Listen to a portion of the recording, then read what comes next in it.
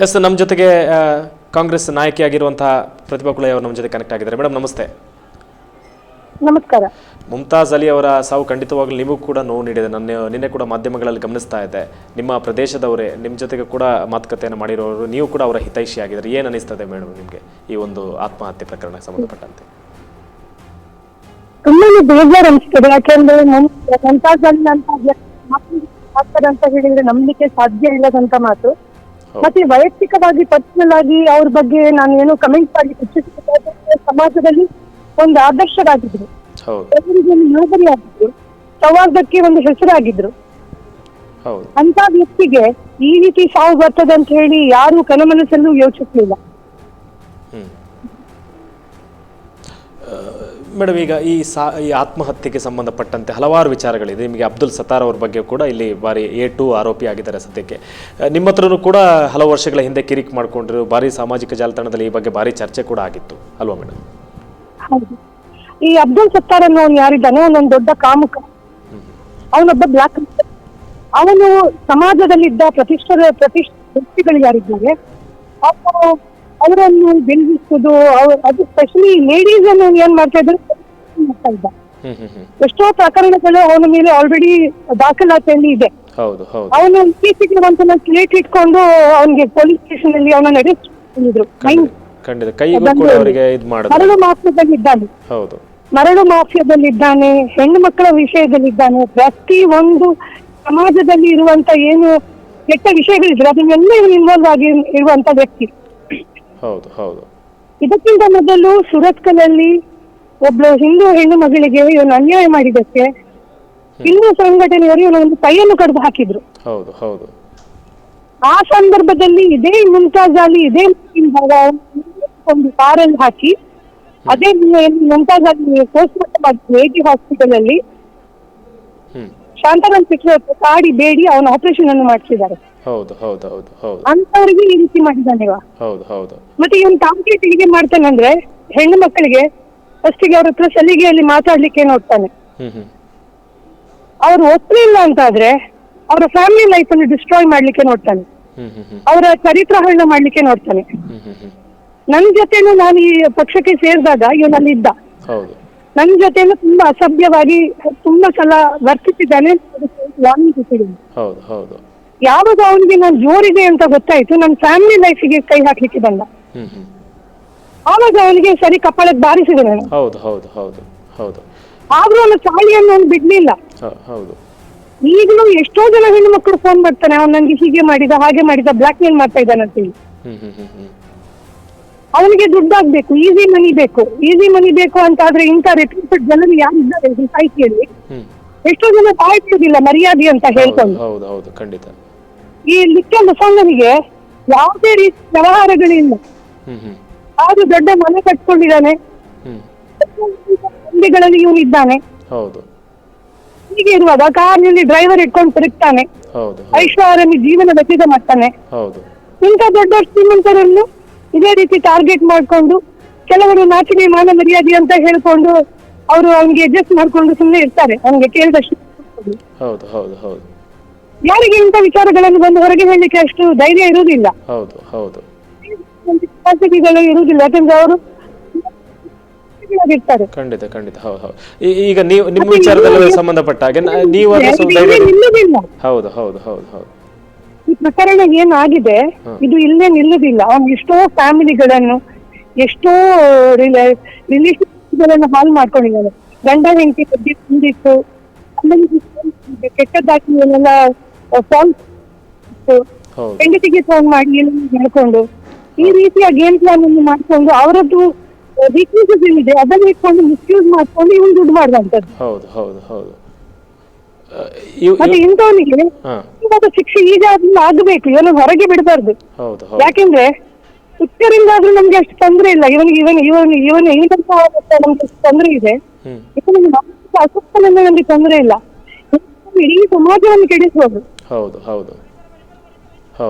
ಅದಕ್ಕೆ ಈಗ ಜನರು ಏನಾದ್ರು ತೀರ್ಮಾನ ಮಾಡ್ತಾರೆ, ಮಾಡ್ಬೇಕು ಸಹ. ಹೌದು ಹೌದು ಅವರ ಸಮುದಾಯದವರು ಸಹ ಒಂದು ಆಕ್ಷನ್ ತಗೊಳ್ಬೇಕು. ಹೌದು ಹೌದು ಹೌದು ಹೌದು ಹೌದು. ಯಾವಾಗ ಅವರು ಈಗ ಜಮ್ಮತ್ತಿದ್ದು ಅಧ್ಯಕ್ಷಗಿರಿಗೆ ಒಂದು ಸ್ಪರ್ಧೆ ಮಾಡಲಿಕ್ಕೆ ನಿಲ್ತಾರೆ ನೋಡಿ, ಆ ಸಂದರ್ಭದಲ್ಲಿ ಅವರನ್ನ ತಡೆಯುವಂಥ ಕೆಲಸಗಳಾಗಬೇಕಿತ್ತು. ಯಾಕಂತ ಹೇಳಿದ್ರೆ ಸಮಾಜದಲ್ಲಿ ಇಂಥ ಕೆಟ್ಟ ಹೆಸರು ಇರುವಂಥ ವ್ಯಕ್ತಿಯನ್ನ ಒಂದು ಜಮಾತ್ನ ಅಧ್ಯಕ್ಷರು ಮಾಡೋದು ಅಂತ ಹೇಳಿದ್ರು ತಪ್ಪಲ್ವಾ?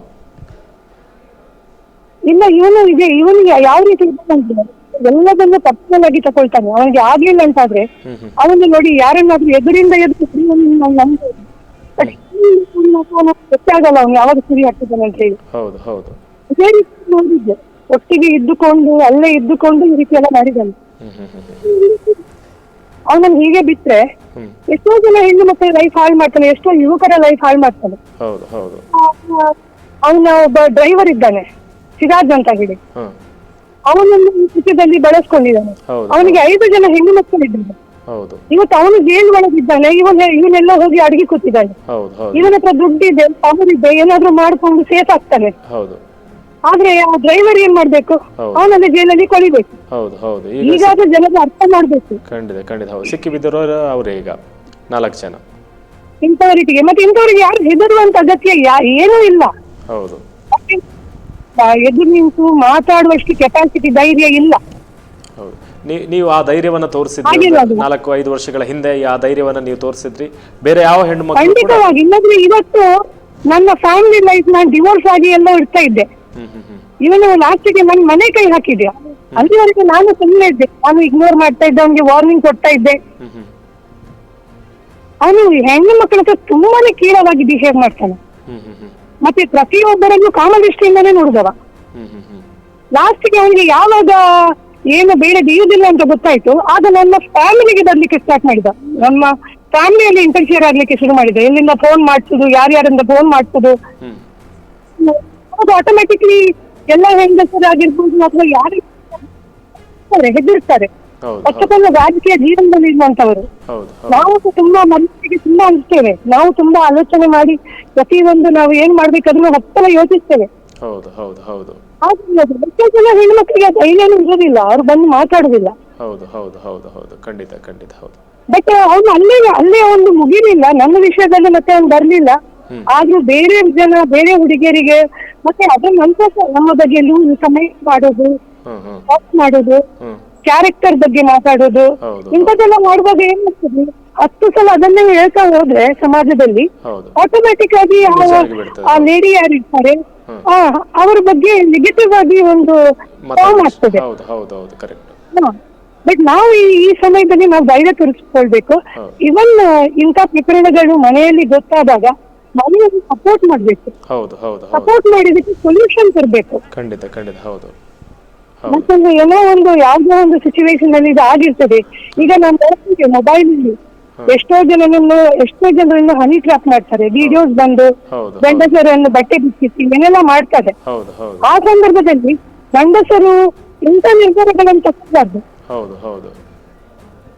ಸುಸೈಡ್ ಮಾಡುವಂತದ್ದು ಅಥವಾ ಅವರ ಬ್ಲಾಕ್ ದುಡ್ಡು ಕೊಡುವಂತದ್ದು ಅದನ್ನೆಲ್ಲ ಮಾಡಬಾರ್ದು. ಸ್ವಲ್ಪ ಧೈರ್ಯ ತಗೊಳ್ಬೇಕು, ಮನೆಯವ್ರ ಹತ್ರ ಶೇರ್ ಮಾಡ್ಕೊಳ್ಬೇಕು. ಮನೆಯವರು ಹಾಗೆ ಆ ಸಿಚುವೇಶನ್ ಅಲ್ಲಿ ಸಪೋರ್ಟ್ ಮಾಡ್ಬೇಕು. ಯಾಕೆಂದ್ರೆ ಅವರು ಬೇಕಂತ ಏನು ಮಾಡಿರಲ್ಲ, ಈ ಸಿಚುವೇಶನ್ ಕ್ರಿಯೇಟ್ ಆಗಿರ್ತದೆ. ಇಲ್ಲದ್ರೆ ಇಂಥವರೆಲ್ಲ ಸೇರ್ಕೊಂಡು ನಮ್ಮನ್ನು ಕೊಂದೇ ಹಾಕ್ತಾರೆ. ನೋಡಿ, ಈಗ ಇವರು ಮುಮ್ತಾಜ್ ಅಲಿ ಅವರು ಅದೇ ರೀತಿ ಆಗಿದೆ. ಮನೆಯವರವ್ರ ಜೊತೆ ನಿಂತಿದ್ದೆ, ಆ ಸಂದರ್ಭದಲ್ಲಿ ಏನಾದ್ರೂ ಸ್ವಲ್ಪ ಸಮಸ್ಯೆಗಳು ಬಗೆಹರಿತಿತ್ತೇನೋ, ಇವತ್ತು ಅವ್ರು ಬದುಕಿ ಉಳಿತಿದ್ರೇನೋ ಅಲ್ವಾ?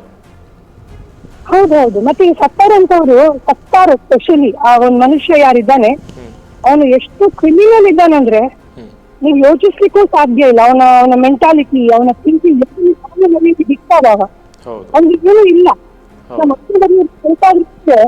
ಸ್ವಲ್ಪ ಸಮಾಜಕ್ಕೆ, ಜನರಿಗೆ, ಸಮುದಾಯಕ್ಕೆ ಹೆದರ್ತಾರೆ. ಇನ್ನೂ ಇದೇ ರೀತಿ ಕಂಟಿನ್ಯೂ ಆಗ್ತಾನೆ ನನ್ನ ಹೀಗೆ ನಾವು ಬಿಟ್ರೆ. ಹಾಗಾಗಿ ಅವರ ಜಮಾತಿನವರು ಈಗಾದ್ರೂ ಎಚ್ಚರಿಸಬೇಕು, ಜಮಾತಿನ ಹೊರಗಾಗ್ಬೇಕು. ಅವನಿಗೆ ಪಾಠ ಕಲಿಸ್ಬೇಕು ಅಂತಂದ್ರೆ ಅವರ ಸಮುದಾಯದವರೇ ಮಾಡ್ಕೊಳ್ಬೇಕು. ಇದು ಬೇರೆ ಹೊರಗೆ ಕಾನೂನು, ಕೋರ್ಟು, ಕಚೇರಿ ಅದೆಲ್ಲ ಒಂದು ಸೈಡ್. ಅದು ಏನಾಗುತ್ತೆ ಬಿಡುತ್ತೆ, ಅದು ಸೆಕೆಂಡ್. ಅದು ನಮ್ಗೆಲ್ಲರಿಗೂ ಗೊತ್ತಿದೆ. ಹೌದು ಅದೆಲ್ಲ ಸೆಕೆಂಡ್ರಿ. ಎಷ್ಟು ವರ್ಷ ಆಗುತ್ತೆ ಅಲ್ಲಿವರೆಗೆ ಮತ್ತೆ ಎಷ್ಟು ಜನರನ್ನು ಬ್ಲಾಕ್ ಮೇಲ್ ಮಾಡಿ ಈ ರೀತಿ ಪ್ರಾಣ ತಗೊಳ್ತಾನೆ ಯಾರಿಗೂ ಗೊತ್ತಿಲ್ಲ. ಹೌದು ಹೌದು. ಅಂಥವನನ್ನ ಸಮುದಾಯದಿಂದನೂ ದೂರ ಇಡಬೇಕು, ಎಲ್ಲ ಮಸೀದಿಗಳಿಂದಲೂ ಜಮಾತಿಂದಲೂ ದೂರ ಇಡಬೇಕು. ಅವರು ಊರಿಂದನೇ ದೂರ ಇಟ್ಟರೆ ಒಳ್ಳೆಯದು. ಬಂದವನು ಕಾಟಿಪಳ್ಳ ಕೃಷ್ಣಪುರದಲ್ಲಿ ಬಂದು ನೆಲೆಸ್ಕೊಂಡಿದ್ದಾನೆ. ಅಲ್ಲಿ ಅವನನ್ನು ಓಡಿಸಿದ್ದಾರೆ. ನಾನು ಮೊದ್ಲಿದ್ದ ಊರಲ್ಲಿ ಬಂಟ್ವಾಳ ತಾಲೂಕಿನವನು. ಅಲ್ಲಿ ಇಂಥ ಜನ ಹೊಸ ಕೆಲಸ ಮಾಡಿದಕ್ಕೆ ಅಲ್ಲಿಂದ ಜನ ಓಡಿಸಿದ್ದಾರೆ. ಅಲ್ಲಿಂದ ಬಂದು ಇಲ್ಲಿ ಸೇರ್ಕೊಂಡಿದ್ದಾನೆ. ಇಲ್ಲಿ ಸೇರ್ಕೊಂಡು ಇಲ್ಲಿ ಶಾಲೆಯನ್ನು ಮುಂದುವರಿಸಿದ್ದಾನೆ. ಇಲ್ಲಿ ಅವನನ್ನು ಬಿಸಾಡಿದ್ರೆ ಇನ್ನೊಂದು ಕಡೆ ಹೋಗ್ತಾನೆ, ಇನ್ನೊಂದು ಊರನ್ನು ಪೀಡಿಸ್ತಾನೆ, ಇನ್ನೊಂದು ಊರಲ್ಲಿದ್ದಾಗ ಇನ್ನು ಮಕ್ಕಳನ್ನು ಪೀಡಿಸ್ತಾನೆ. ಅದಕ್ಕೆ ನಾನು ನಿಮ್ಮ ವಾಹಿನಿ ಮುಖಾಂತರ ಇಷ್ಟೇ ಹೇಳುದು, ಯಾರಾದ್ರೂ ಈಗ್ಲೂ ಅವನ ಇಂಥ ಕೃತ್ಯಗಳಿಗೆ ಬಲಿಯಾಗಿದ್ರೆ ಮಾಡಿ ಒಟ್ಟಿಗೆ ನಿಲ್ತದೆ. ಯಾರಾದ್ರೂ ಹೆಣ್ಣು ಮಕ್ಕಳಿಗೆ ಈ ರೀತಿ ಮಾಡಿದಾನೆ ಹೊರಗೆ ಬಂದು ಹೇಳುವ ಪರಿಸ್ಥಿತಿಯಲ್ಲಿ ಇಲ್ಲ ಅಂತಾದ್ರು ಇನ್ನೊಂದು ಗೌಪ್ಯವಾಗಿ ಇಟ್ಕೊಂಡು ನಾನು ನಿಮ್ಗೆ ಸಪೋರ್ಟ್ ಮಾಡ್ತೀನಿ ಅಂತ ಈ ಸಂದರ್ಭದಲ್ಲಿ ಹೇಳಿಕ್ಕೆ ಇಚ್ಛಿಸ್ತೇನೆ. ಎಸ್ ಎಸ್, ಒಳ್ಳೆ ಕೆಲಸ ಮೇಡಮ್, ಒಳ್ಳೆ ಕೆಲಸ. ಆ್ಯಕ್ಚುಲಿ ನೋಡಿ, ಯಾರೆಲ್ಲ ನಾವು ಕೂಡ ನಿಮ್ಮ ಮಾತಾದ ಮೇಲೆ ನಾನು ಅದನ್ನು ಪ್ರಸ್ತಾಪ ಮಾಡ್ತೇನೆ. ಧನ್ಯವಾದಗಳು ಮೇಡಮ್, ಇಷ್ಟೊತ್ತು ನಮ್ಮ ಜೊತೆಗೆ ಮಾತಾಡಿದ್ದಕ್ಕೆ. ಸತ್ಯ, ಸ್ಪಷ್ಟ, ನೇರ ಸುದ್ದಿಯೊಂದಿಗೆ U+ TV. ಇದು ಹೊಸತನದ ಸಂಕಲನ.